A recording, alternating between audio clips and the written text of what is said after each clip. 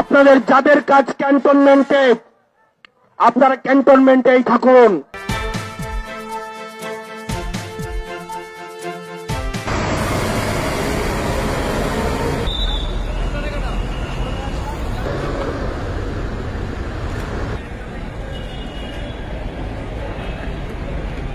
এই অর্গানাইজেশনগুলোকে যদি আন্ডারমাইন করে আপনারা মনে করেন যে দেশের শান্তি শৃঙ্খলা বিরাজ করবে, সবাই শান্তিতে থাকবেন, এটা হবে না।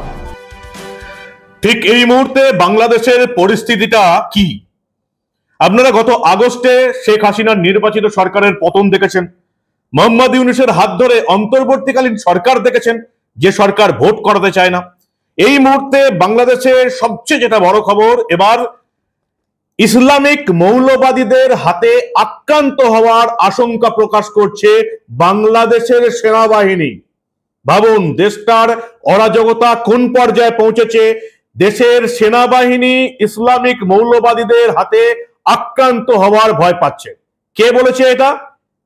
অন্য কেউ বলেনি, স্বয়ং বলেছেন দেশের সেনাপ্রধান ওয়াকারুজ্জামান। ভয়ঙ্কর কাণ্ড। শেষ পর্যন্ত কি ওয়াকারুজ্জামান দেশের সেনাকে কাজে লাগিয়ে বাংলাদেশের ক্ষমতা হস্তগত করে সেনাবাহিনী যেটা চায় যত তাড়াতাড়ি সম্ভব নির্বাচন, সেটাই কি করতে চায়? কি অবস্থা বাংলাদেশের? ভারতের তরফ থেকে ঠিক কি করা হচ্ছে?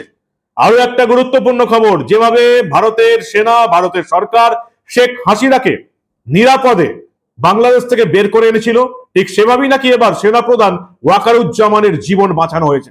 ভয়ঙ্কর ঘটনা। ঠিক কি হয়েছে সবটা বলবো, আপনাদের শোনাবো। এই প্রতিবেদন শেষ অবধি দেখুন। আমি মানব, দ্য নিউজ বাংলায় আপনাদের স্বাগত জানাচ্ছি। ভয়ঙ্কর কাণ্ড। নিজেরাই আক্রান্ত হওয়ার আশঙ্কা প্রকাশ করছে বাংলাদেশের সেনাবাহিনী। বাংলাদেশের সেনাপ্রধান ওয়াকারুজ্জামান মিটিং করলেন বাংলাদেশের বাকি যারা আর্মি কমান্ডার, আর্মি প্রধান আছেন তাদেরকে নিয়ে। সেনা ভবনে বৈঠক হলো এবং বাংলাদেশের মিডিয়া জানাচ্ছে যে ওখানে সেনাপ্রধান জেনারেল ওয়াকারুজ্জামানের সঙ্গে এই সেনাকর্তাদের বৈঠকে উপস্থিত ছিলেন অনেকেই, অনেক কমান্ডার, সেনাপ্রধানরা উপস্থিত ছিলেন সামনাসামনি এবং ভার্চুয়াল মাধ্যমে যারা আসতে পারেননি তাদের সঙ্গে আলোচনা হয়। ছিলেন সেনাবাহিনীর প্রধান অ্যাডমিরাল মোহাম্মদ নাজিমুল হাসান, বিমান বাহিনীর প্রধান air chief marshal Hasan Mahmud Khan, সেনাপ্রধান ওয়াকারুজ্জামান তো ছিলেনই। সেখানে সেনাকর্তারা এবং আর্মি কমান্ডাররা রীতিমতো বৈঠক করেন এবং তাদের প্রত্যেকের ক্ষোভের কারণ হচ্ছে এই বাংলাদেশের নতুন নেতা হওয়া, দুদিন আগে অবধি ফেসবুকে বিপ্লব করা এই ছাত্র নেতাদের মস্তানি। তারা যেভাবে দেশের মানুষকে খেপাচ্ছেন বাংলাদেশের সেনার বিরুদ্ধে, সেটা নিয়েই তারা আশঙ্কা প্রকাশ করেছেন। বাংলাদেশের সেনাদের বিরুদ্ধে কিভাবে মানুষ খেপানো হচ্ছে এক ঝলক শুনুন আপনারা।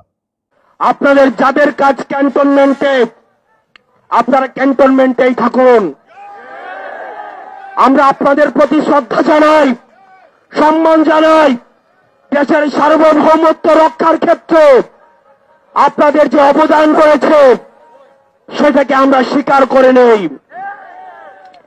কিন্তু আমরা বলতে চাই, রাজনৈতিক পরিমণ্ডলে আপনারা ক্যান্টনমেন্ট থেকে গত 16টা বছর যেভাবে নগ্ন হস্তক্ষেপ করেছেন, যেভাবে ক্যান্টনমেন্টের বিভিন্ন দপ্তর উপদপ্তরের মধ্য দিয়ে আপনারা রাজনীতিতে যেভাবে নোংরা হস্তক্ষেপ করেছেন, 24 পরবর্তী বাংলাদেশে রাজনীতি নিয়ন্ত্রণ করবে শুধুমাত্র রাজনীতিবিদরা। বাংলাদেশের সেনাপ্রধান ওয়াকারুজ্জামান নিজেরা এবার সেনাবাহিনীর তরফ থেকে ইসলামিক মৌলবাদের হামলার আশঙ্কা করছেন। ইসলামিক মৌলবাদীদের হাতে আক্রান্ত হওয়ার আশঙ্কা প্রকাশ করেছেন বাংলাদেশের সেনাপ্রধান ওয়াকারুজ্জামান এবং বাংলাদেশের সেনাদের এই বৈঠকে বাকি কমান্ডান্টরাও ওই একই রকম মতামত দিচ্ছেন। যারা বলতে পারে যে সেনাকে ওই সেনার মধ্যেই থাকতে হবে, তারা কেন বাইরে বেরিয়ে আসছে, তাদের হাত থেকে কেউই নিশ্চিত নয়। বাংলাদেশের সেনাপ্রধানের এই বৈঠকের কথা বাংলাদেশের মিডিয়া এবং ভারতবর্ষের বিভিন্ন মিডিয়া করেছে। এই যেমন নর্থ ইস্ট নিউজ যেমন খবর করেছে, expressing concern over credible reports of highlighted Islamist extremism, Bangladesh Army Chief General Wakaruzzaman on Monday told an assembly of officers and troops in Dhaka that any move by such forces would be dealt with severely. North East News খবর করেছে। অর্থাৎ বাংলাদেশের সেনা প্রধানের কাছেও এই Islamic terrorist, Islamic মৌলবাদীদের হাতে আক্রান্ত হওয়ার একটা আশঙ্কা রয়েছে। দেশের সেনা নিজেরা আক্রান্ত হবে এমন একটা আশঙ্কা প্রকাশ করছে। বাকি দেশটার অবস্থার ভিজুয়াল আপনারা তো দেখেছেন, সোশ্যাল মিডিয়ায় দেখেছেন কিভাবে একের পর এক হিন্দু মহিলাকে, নারীকে অত্যাচারিত করে মেরে ফেলা হচ্ছে, কাউকে ধর্ষণ করে ঝুলিয়ে দেওয়া হচ্ছে, কাউকে ধর্ষণ করে রেল লাইনে ফেলে রাখা হচ্ছে। এই সমস্ত ভিডিও আপনারা দেখেছেন। মর্মান্তিক কাণ্ড চলছে, অরাজকতা চলছে। যে অরাজকতা আমরা এখন সিরিয়াতে দেখতে পাই, যে অরাজকতা আমরা তালিবানের আমলে আফগানিস্তানে দেখতে পেয়েছিলাম, সেই অরাজকতা এখন মোহাম্মদ ইউনূসের রাজত্বকালে বাংলাদেশে চলছে। হিন্দু নিধন যজ্ঞ চলছে। উত্তরবঙ্গ থেকে দক্ষিণবঙ্গ দলে দলে হিন্দুরা আবার পালিয়ে এসে এই বাংলায় আশ্রয় নেবার পরিকল্পনা করেছেন। সীমান্তে এখন বাংলাদেশি হিন্দুদের ভিড়, সেই সঙ্গে আওয়ামী লীগের কর্মী সমর্থকদের মারা হচ্ছে। দ্য ইকোনমিক টাইমস খবর করেছে, general Waker speaking to senior army commandant in Dhaka over the weekend hinted that he was received intelligence that a terror strike could be orchestrated over the next week and urged caution. অর্থাৎ এবার সেনাবাহিনীর উপর হামলা হবে। ওয়াকারুজ্জামান বারবার বলছেন যে এক একটা প্রতিষ্ঠানের উপর হামলা চালিয়ে এই ছাত্রদল কিছুই করতে পারবে না। কি বলছেন ওয়াকারুজ্জামান, ছোট্ট করে শুনুন। এই অর্গানাইজেশন গুলোকে যদি আন্ডারমাইন করে আপনারা মনে করেন যে দেশের শান্তি শৃঙ্খলা বিরাজ করবে, সবাই শান্তিতে থাকবেন, এটা হবে না। আমরা দেখেছেন কিভাবে সেনাবাহিনীর উপর মানুষকে খেপিয়ে দিচ্ছে হাসনাত আব্দুল্লাহ। নতুন দল খুঁড়েছে ছাত্র দলের নেতারা। হাসনাত আব্দুল্লাহ সেনাবাহিনীর বিরুদ্ধে বাংলাদেশের জনগণকে, জামাতপন্থীদের খেপিয়ে তুলছে এবং তার অবশ্য বিরোধিতা করছে আবার সার্জিস আলম, একই দলের নেতা। ঠিক কি হচ্ছে এই মুহূর্তে আপনাদের আমার মুখ থেকে না শুনে একজন বিশেষজ্ঞের মুখ থেকে শোনাবো, যিনি এই ভারতের প্রাক্তন এনএসজি কর্তা, যিনি এই মুহূর্তে বাংলাদেশের উপর সমস্ত কিছু নজর রেখেছেন এবং তিনি কি ঠিক বলছেন ভালো করে শুনুন। ভয়ঙ্কর রিপোর্ট শুনুন প্রাক্তন এনএসজি কর্তা দীপাঞ্জন চক্রবর্তীর মুখে। তার সঙ্গে আমার ফোনে কথা হয়েছিল, শুনুন তিনি কি বলছেন। ওয়াকারুজ্জামান বাংলাদেশের আর্মি চিফ জেনারেল তিনি আশঙ্কা প্রকাশ করেছেন যে সেনাবাহিনীর ওপর ইসলামিস্ট এক্সট্রিমিজমরা হামলা করতে পারে, মানে ইসলামী মৌলবাদীর হামলা হতে পারে বাংলাদেশের সেনাবাহিনীর উপর। এটা ওয়াকারুজ্জামান আশঙ্কা প্রকাশ করছেন। কি বলবেন এই নিয়ে? দেখুন, বাংলাদেশের যে এখন পরিস্থিতি, বাংলাদেশের তিনটে অ্যাসপেক্টের খুব খারাপ অবস্থা রয়েছে। Situation is very tensed. Number one, এরা বুঝতে পারছে এই যে ইউনূসের যে সাম্প্রদায়িক শক্তি বা সন্ত্রাসবাদী সংগঠনগুলো, তারা খুব ভালোভাবে বুঝতে পারছে যে তাদের যে আকার, তাদের পিতৃদের Pakistan is in big trouble. পাকিস্তানের বালুচিস্তান প্রায় বেরিয়ে গেছে, পাকিস্তানের খাইবার পাখতুনখোয়া এবং তেহরিকি তালিবানের সঙ্গে ওরা পেরে উঠছে না। এই অবস্থাতে পাকিস্তানকে পৃথিবীকে জানানোর জন্য ওদের সার্ভাইভালের প্রশ্ন যে আমরাও আছি। আইএসআই কিন্তু একটা মরিয়া জোর লাগাচ্ছে বাংলাদেশে একটা অভ্যুত্থান ঘটিয়ে বা এই সন্ত্রাসবাদী শক্তিরা যাতে হাতের ক্ষমতা নিয়ে নিতে পারে। তার জন্য বাংলাদেশের সন্ত্রাসবাদী শক্তিগুলো তারাও জানে আমাদের কাছে সময় কম, ওরা অ্যাগ্রেসিভ হয়ে আক্রমণ করবে। এক। দু নম্বর, এতদিন যেটা হয়েছিল 5 আগস্টের পর থেকে আমি বলেছিলাম যে একটু সময় লাগছে, কিন্তু বিরোধী জনতা, আওয়ামী লীগের নেতৃত্বে যারা সাম্প্রদায়িকতার বিরুদ্ধে, সন্ত্রাসবাদের বিরুদ্ধে, তারা কিন্তু সংগঠিত হয়েছে অনেকটা। প্রাথমিক যে বিপর্যয় কাটিয়ে তারা সংগঠিত হয়েছে এবং পাল্টা মারও শুরু করেছে।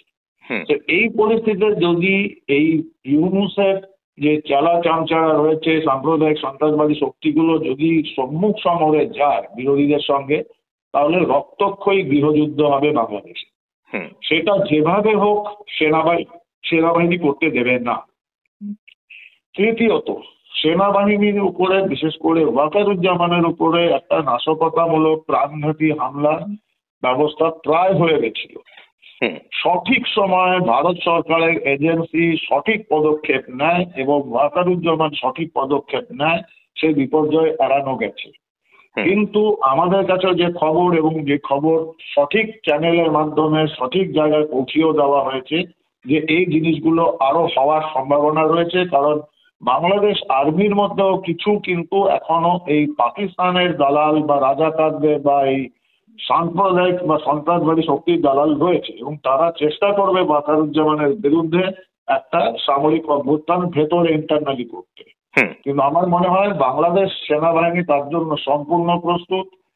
রিসেন্টলি খুব রেয়ার, খুবই দুর্লভ ব্যাপার, বাংলাদেশে ওয়াকারুজ্জামানের আন্ডারে আর্মি, নেভি, এয়ারফোর্স বাংলাদেশের 3 জন চিফের মিটিং হয়েছে জিওসি-তে, এবং বাংলাদেশ আর্মি ওয়াকারুজ্জামানের নেতৃত্বে তারা প্রস্তুত যে কোনো ঘটনার সম্মুখীন হওয়ার জন্য।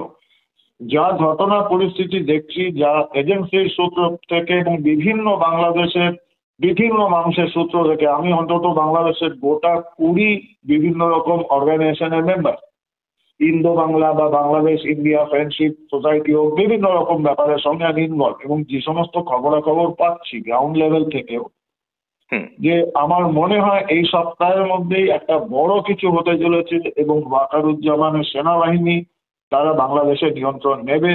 ইউনূস জানি না সে দেশ ছেড়ে পালাতেও পারবে কিনা। আপনি জানেন যে পাগলের মতো চেষ্টা করছিল নরেন্দ্র মোদীজির সঙ্গে সাক্ষাতের, যেটাকে সম্পূর্ণভাবে মানা করে দেওয়া হয়েছে, এই মুহূর্তে এক্ষুনি দেওয়া হচ্ছে না। এই বিভিন্ন ঘটনাগুলো দেখে আপনি যেটা বলছেন, আমরা সেটা আশঙ্কা করছি না, আশা করছি যে এই সপ্তাহের মধ্যে বাংলাদেশের নতুন সূর্যোদয় হবে। শুনলেন ভয়ঙ্কর কথা।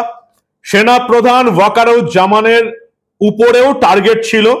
ভারতের গোয়েন্দা বাহিনী সেনা প্রধান ওয়াকারুজ্জামানকে সতর্ক করেছিল, ঠিক যেভাবে ভারতের সেনাবাহিনী, ভারতের সরকার শেখ হাসিনাকে সেফ প্যাসেজ করে বাংলাদেশ থেকে ভারতে নিয়ে এসেছিল, ঠিক সেভাবেই সেনা প্রধান ওয়াকারুজ্জামানের বিরুদ্ধেও যে অ্যাটাক হতে পারে সেটা তাকে জানিয়ে দেওয়া হয়েছে এবং সেনাবাহিনীকে সাবধান করেছে ভারতের গোয়েন্দারা। ভয়ঙ্কর রিপোর্ট।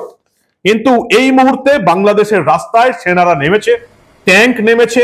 বাংলাদেশের সেনা এখনো নিজেদের নিয়ন্ত্রণে দেশকে নিয়ে কোন রকম সামরিক শাসনের পথে যেতে চায় না। কিন্তু এরকমই যদি চলতে থাকে, মোহাম্মদ ইউনূসের সরকারের আমলে, এরকম অপদার্থ সরকারের আমলে যদি এরকম অরাজকতা চলতে থাকে, এরকম যদি ভোট না করিয়ে দেশটাকে একেবারে বিনাশের পথে নিয়ে যাওয়া হয়, এবং তার চেয়ে বড় কথা সেনাবাহিনীর উপর এরকম করে যদি মানুষকে খেপিয়ে তোলা হয়, তাহলে আগামী কয়েকদিনের মধ্যে যে সেনাবাহিনী দেশের ক্ষমতা নেবে সেটা আর বলার অপেক্ষা রাখে না। যদিও সেনাপ্রধান ওয়াকারুজ্জামান পরিষ্কার বলেছেন যে এখনো কোনো জরুরি অবস্থা জারি করা হয়নি, আপনারা গুজব ছড়াবেন না। সেনাবাহিনীর কাছে সর্বাধিক অগ্রাধিকার দেশ এবং দেশের জনগণ। সামনে ঈদ, সে কথা মনে রেখে সেনাপ্রধান বলেছেন আইন শৃঙ্খলা পরিস্থিতি ঠিক রাখতে হবে। যদি কোনো কারণে কোথাও আইন শৃঙ্খলার অবনতি হয়, কঠোরভাবে সেটাকে নিয়ন্ত্রণ করতে হবে। ফলে এই জামাতিদের এবং এই অকালপক্ষ নাবালক ছাত্রদের অত্যাচার যে আর চলবে না, সেনাপ্রধান ওয়াকারুজ্জামান পরিষ্কার জানিয়ে দিচ্ছেন। বাংলাদেশের মিডিয়া পরিষ্কার বলেছে যে সেনাপ্রধান ওয়াকারুজ্জামানের সঙ্গে বাকি সেনাকর্তাদের বৈঠকে ছাত্র দল, দুদিন আগেও যারা ফেসবুকে বিপ্লবী ছিল, এখনো যারা ফেসবুকে বিপ্লব করছে, তাদের হাতে দেশ চলে যাওয়া এবং সেনাবাহিনীর উপর মস্তানি, এটা বাংলাদেশের সেনা প্রধানরা, কমান্ড্যান্টরা সহ্য করতে পারছেন না। ফলে সেনার হাতেই পুরো ব্যাপারটা রয়ে গেছে এবং যে জন্য সেনাবাহিনীর বিরুদ্ধে মানুষকে খেপিয়ে তুলছে এই ছাত্র দল। তাদেরকে বাংলাদেশের মানুষ পরামর্শ দিচ্ছে যে ভাই, নতুন দল করেছো, এবার ফেসবুকেও রাজনীতি ছেড়ে, মানুষকে খেপানো ছেড়ে রাজনৈতিক দলটা রাজনীতির মতন করুন, মানুষ উপদেশ দিচ্ছে। কি বলবেন আপনারা? ভয়ঙ্কর অবস্থা বাংলাদেশে।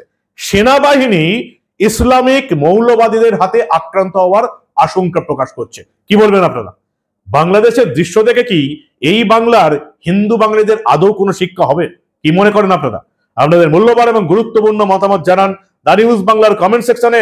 দেখতে থাকুন দা নিউজ বাংলা। আমরা প্রতিবেশী দেশের এই ধরনের অনেক গুরুত্বপূর্ণ ঘটনা চেপে রাখতে দেব না।